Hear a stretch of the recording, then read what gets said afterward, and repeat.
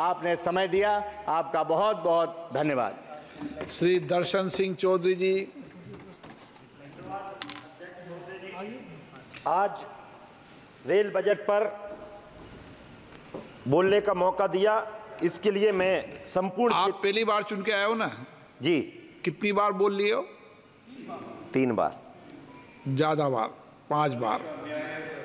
क्षेत्रीय जनता की ओर से आपका बहुत बहुत आभार। पुराने वालों के साथ अन्याय होगा, नयों के साथ अन्याय नहीं होगा। जस्टिस अध्यक्ष जी,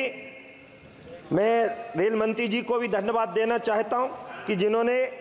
एक दूरगामी और परिणामदायक, और मैं तो ऐसा मानता हूं क्योंकि मैं रेल से प्रत्यक्ष तौर पे भी जुड़ा हुआ हूं, मेरा पूरा लोकसभा क्षेत्र रेल से जुड़ा हुआ, केवल एक विधानसभा का एक रायसेन जिला, उसमें कोई भी अभी तक रेल नहीं आई। मेरी पहली वही है कि इंदौर से लेकर जबलपुर तक जो सीधी लाइन पास हुई है उस पर शीघ्र काम हो, जिससे मेरे तेंदुखेड़ा, उदयपुरा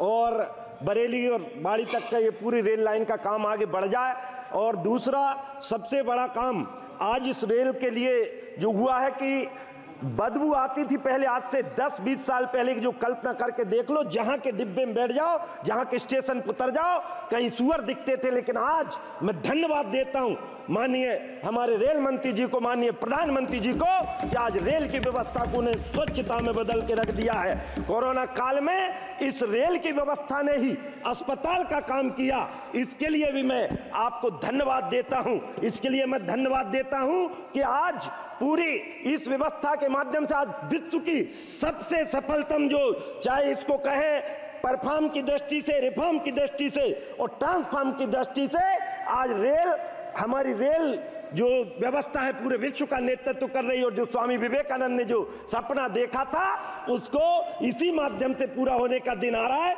मेरा आप सबके माध्यम से आज यही केवल इतना निवेदन है कि हमारे अनेकों छोटे छोटे स्टेशन हैं जिन पर आज नई योजनाएं शुरू हुई हैं, और उनमें विशेषकर बोहानी से चलकर गाडरवारा, करेली और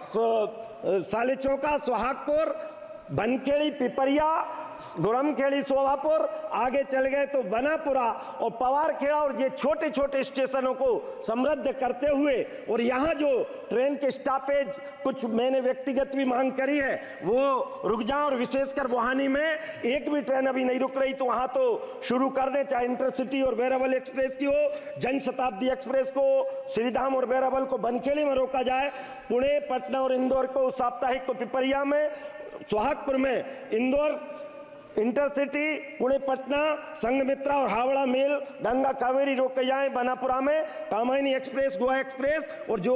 जयपुर उसको रोकते हुए भुसावल नागपुर जो ट्रेन बंद हुई है उसको पुनः चालू करते हुए क्षेत्र की जनता को, इटारसी से झांसी की जो ट्रेन पैसेंजर बंद हुई उसको शुरू किया जाए, शटल की मांग पुनः पूरे क्षेत्र में मांग चल रही उसको पुनः शुरू किया जाए, और इसके साथ साथ हमें जो